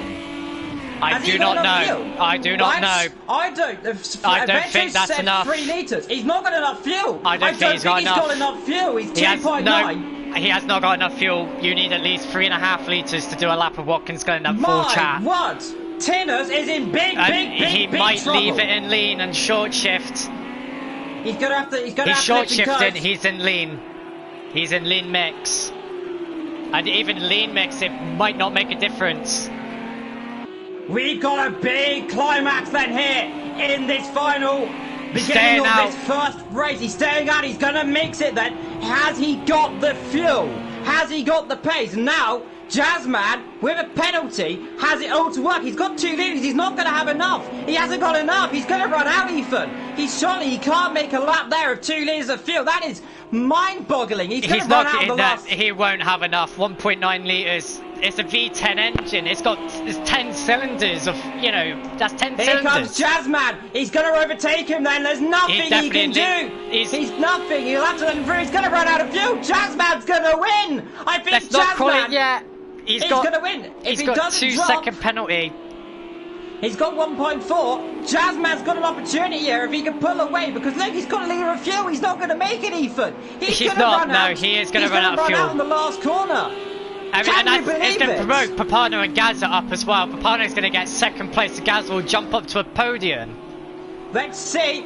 He's got to lead the left. He might just crawl it to the line. But can you believe it? He's led a whole race. We said, could he win? Could he win? Now look, he's dropping down.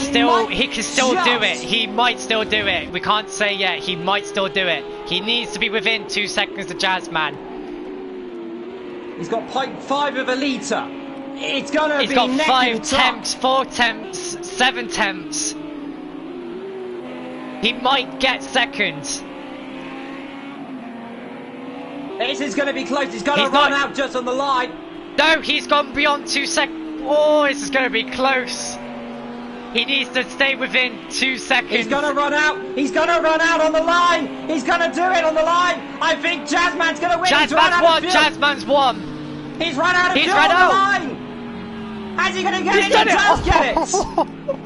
Tinnus, Wow. second. Papano third, but Jazzman wins at the last lap. The last lap of the race. Can you believe it? Oh God, it's been a shot there. But Papano third. Tinnus has just got his out of fuel across the line. Gaza fourth.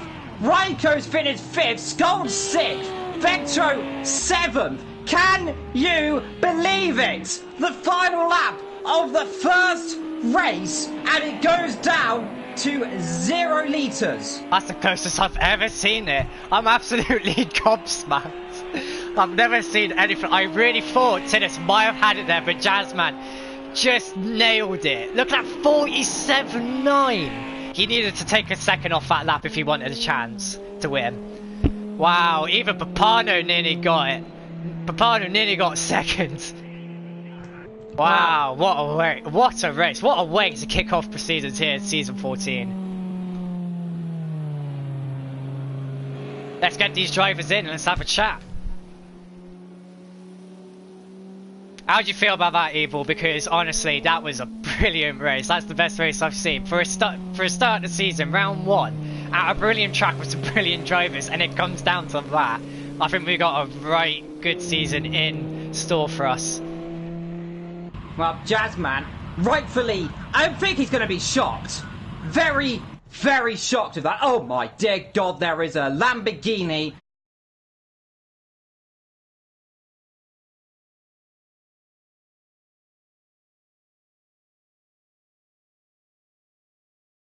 Well, just over 1.6 seconds, Tinnus ran out of fuel on the last lap.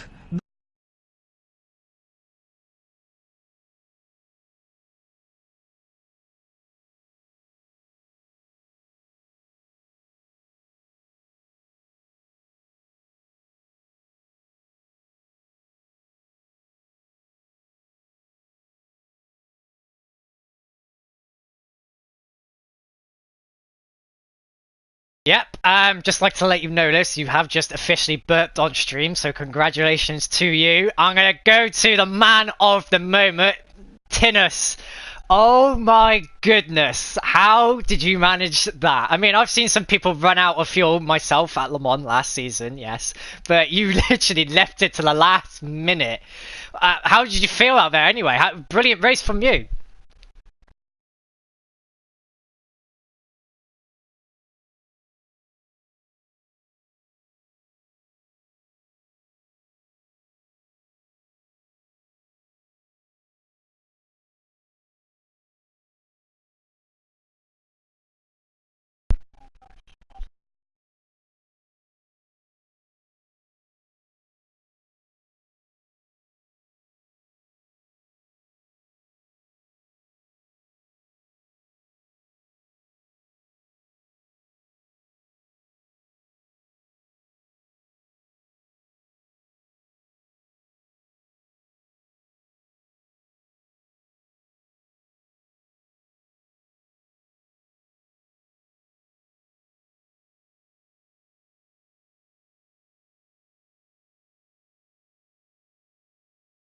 We may have come across a potential communication issue. Some of those guys say they can't hear some drivers. That might be down to their voices being shared, so we do apologise for that. But regardless, Tinnus, we'll just say that it was a great race. Everything that went to plan for you.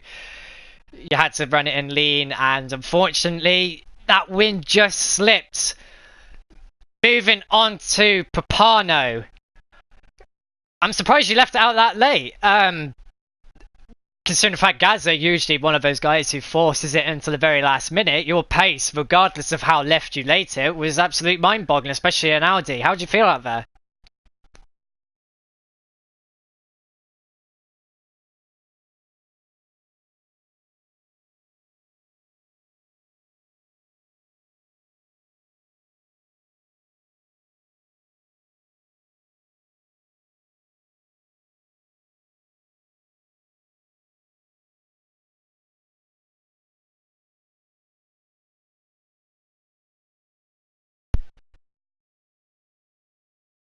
Brilliant. Yeah, I'm sure, I hope the guys in the stream can hear you, but I can hear you clearly. Looking forward into the season, what do you feel is what do you feel you could do with the Audi? Do you feel that it has the potential to even accomplish some wins based on from what happened today?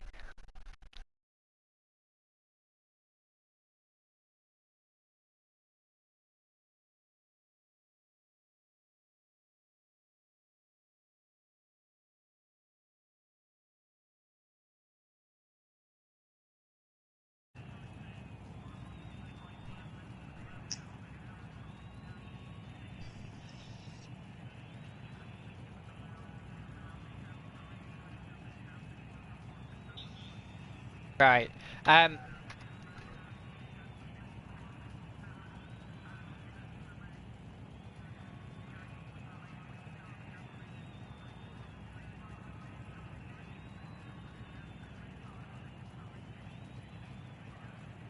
Right. Well, regardless, it was a very good drive from you, and I'm sure you did a 42.4 actually, which is nearly the fastest lap of the race. You're only a couple of thousandths off, so you got that in the bag. But I'm sure next week you'll have it in full mode. Now moving on to the race winner, Jazzman, with a 2-second penalty. Regardless, you still took the win. It could have slipped from you. Tennis almost nearly had it with only a couple attempts in it, but still you got the win on your first race back in GT3 since season 11, I believe. No, it was last 12. season. I left. Oh, Yeah. But yeah, I think I got a bit lucky today. Tennis definitely deserved it. I think I was lucky behind Gaza. I put it in normal because I saw my strategy it was red on the fuel, so I was lucky that I saw that and I could save some fuel. So yeah, it's hard luck on Tennis. I feel for him, but that's what these things happen. But I'm very happy with our team results. That's a good way to start the season, and I think it's going to be good going forward. Yeah. Well, you're one of the drivers who is technically a veteran with countless experience. Going into the next race, do you feel you can carry on this streak of just brilliant performance? Once again, just proving just how dominant you can be. Do you reckon there is the potential to throw Gaza out of the throne that he currently sits upon? Do you reckon you can displace him and become this season's champion, or is it too early to say? Well, I think as we could see today that we're all quite close together on lap time, and I think this season's going to be tough. Obviously, it's my goal to try and win, and I hope to just get better and better. But I think this season's going to be really tough, and I think it's actually going to be something really good to watch for the viewers. It looks like we got a really, really good tier right now. So I'm excited, and I'm going to give it maximum effort every week, and I'm just going to hope that I can obviously come out on top. I certainly like the way you think, Jasmine. That's a good way of thinking this season through. But that's our top three. I'm afraid some of you may not have been heard. Apparently there were some issues where some drives can't be heard. But regardless, congratulations to all three of you. Tinus, just commiserations to you, honestly. But I feel next time out you will have a win.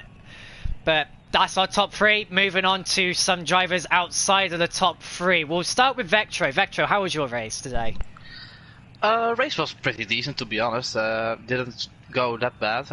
Bit of a shame of the penalties, and I actually, yeah, I think this was the maximum I could get. Maybe I could have got scored at the end, but he had a fantastic race as well. I wanted to do 43s, but I was actually doing more 44s and 43s. A bit of a shame, but I think 6 was maybe the best possible. So with 7th, I'm not very disappointed. Yeah, I mean, to be honest, for it's a new season, a new car. So you've just switched from the Honda last season, which you felt wasn't a car you could get to grips with, but with the Audi, you came alive this race, and I feel there is potential there. But it's the first race of the season, so obviously you just got to take what you're given and just go from there. But overall, a pretty decent outing for you. Moving on to your teammate, Lewis. An interesting drive. It seems you and the Raiko have had some sort of battle on track. Can you expand on that for us, please? We just went side by side for the bus stop. That's about it. Right, okay. Well, obviously me and Evil haven't caught it on stream, but judging from what's being said in the chat, it just looks like something we could talk about. But how did you feel the race went today? It was quite good, actually. I felt the car felt quite good. Good pace. It's just a shame I was quite far off the front 5. But yeah, it was alright. Do you feel there may have been like something holding you back? Maybe the track temperature is holding you back a bit. Like it could have. Would you think the difference in the track itself, is it just not a track you get on with? Yeah. I guess we all have our preferences, but moving on to the next race, do you feel the Audi will have the potential at Laguna Seca? Obviously, Laguna Seca, another track you're not really a big fan of, but do you reckon the Audi will stand a chance of being more of up front, like with Papano? Obviously, he's been the dominant Audi so far. Do you feel you can try and join him at the top? I'll try my best. It's just, yeah, Laguna Seca is again not one of my favourites, but it ended well in season 11. Hopefully it will this time. Just avoid the curbs. Fair enough, yeah, fair enough. Right, well, I believe that is everyone we have spoken to. I don't believe Wolf wants to speak to us, unfortunately. Oh, you do? What? Do you want to speak to it? You don't want to speak to us. Dylan, I'm going to come to you. We looked away and then looked back. You were in the middle of the track with no wing. Well, basically, obviously I'm first and disappointed. I could have done better in qualifying.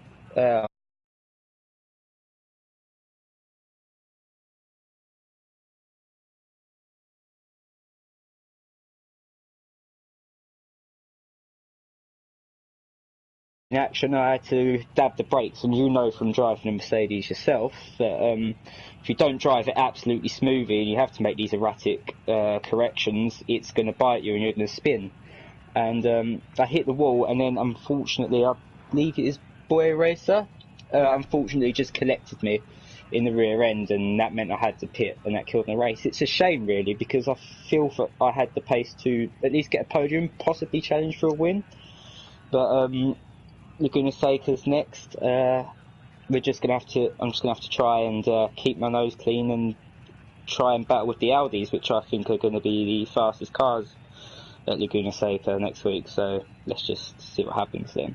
Yeah, certainly the case. I mean, looking at your pace, you and Boy Racer, both of you have paced off the leaders, and I feel today both you and obviously me and Liam as commentators were definitely robbed of a brilliant race. But regardless, what happens on the racetrack, and it just seems the gods today were just like, you know what, Dylan, we're going to have this situation happen to you, and it's happened. But I'm sure you're going to come back stronger next week as the lone VSR driver and get some good performance in. Yeah, I hope so. It's going to be a tough track for the Mercedes, I think. Obviously, like I said before, the Audis are definitely be very competitive. But if this week's anything to go by, it will hopefully be a very good race. Evil, you got any questions for our drivers? Well, all I have to ask is, Jazzman, is how do you feel seeing that on the last lap? What's your emotions? Well, I was obviously in communication because we are teammates. So once I realised that for me I was pretty close, I asked him, and and I kind of knew that what was going to happen 2 laps before. So it's not a way. I didn't want to win it this way. I'll be honest with you. But I guess these things happen. I feel for him, but overall, I think it was good that we were in communication because it helped him. I helped him know that he was going to be low on fuel. So I think it was really good that we could still get a 1-2. But I did get very lucky tonight with what happened because he was by far the more deserving driver. Indeed, he was. And I'm going to see if I can get some of the other drivers. And Tidders, I'm just going to go to you if you're still here. How do you feel your first real race, as far as I know, in Elite? How does it feel to be straight up there and in potential until the last lap that you could have won your first outing?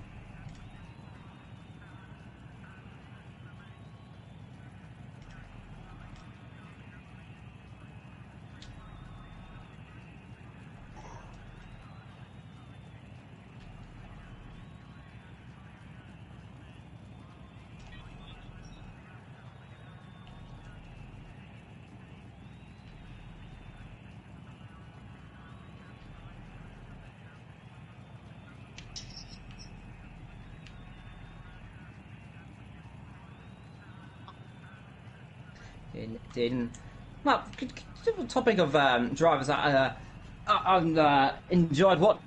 I'm going to go to Vetch. You had a pretty interesting race, just kind of doing your own thing, and you said as well you were hoping just to get the race done, finish it, and you've done that pretty good result. And how do you feel looking forward? Do you think this is a car that can get more potential than the Honda? Definitely. I think it feels well better than it did last season. We tried the Audi for one race in Imola, didn't go well, and we ditched it for the Honda. And well, going back to the Audi, I think is a good choice. By the way, one question: did you see my really scary moment together with Boy Racer? We did not, I don't believe, but because we were keeping an eye on the tab, so let's know what happened. Yes. Well, we went side by side through the S's, and I was on his right, and I think there was just about enough room, and we actually touched and almost stuck the system in the game. Almost caught us out, and the same thing happened to me in touring car, of course, in between the two GT3 seasons. If that would have happened again, that would not have ended well. Indeed. And I'm also going to see if I can get Archil, and I don't think he's joining. So I think Jazzman, you might have seen what did you know what happened to Archil at the beginning? It looked like he touched the curb on the inside, and that snaps the car, or perhaps the tires were a bit colder than he thought, and it just he went in there and it just let go. That's pretty much all I really saw of that incident. It was unexpected. It looks similar to what happened to me in the practice race yesterday. It was just it happened early enough that I was able to correct it, so I think it just came down to cold tires. But only Archil knows at the end of the day. Yeah, no, of course I don't think he wants to join. So, Ethan, I think let's round this stream off unless you've got any last questions. No, I haven't got anything to say. I just hope everyone had a fun and clean race, and that we can keep this streak going. Season 13 proved to be very competitive. I'm guessing from what we've seen today that is going to carry on. It looks like most of our viewers have enjoyed today's outing. Me and Evil certainly have, and we just look forward to what's next. Unfortunately, I'm not going to be able to see what happens at Laguna Seca because I'm away on holiday. So, cancel the holiday. if only I could. But yeah, I only wish you guys good luck and that you have a fun race at Laguna Seca, because that is a brilliant track in my opinion. Thank you, and enjoy your holiday. Well, I suppose in final word from me, your commentator, as well, thank you for joining it. I have been Evil, Ethan's been Ethan, Vectro's been Vectro, Lewis has been Lewis, and Jazzman's Jazzman, and Tinnis is Tinnis, and those are the only people that... And Dylan's Dylan. Not forgetting you, Dylan. Don't worry, you're still here. Because there's new people currently here. Until next time in Laguna Seca, thank you for joining us. Take care, and goodbye.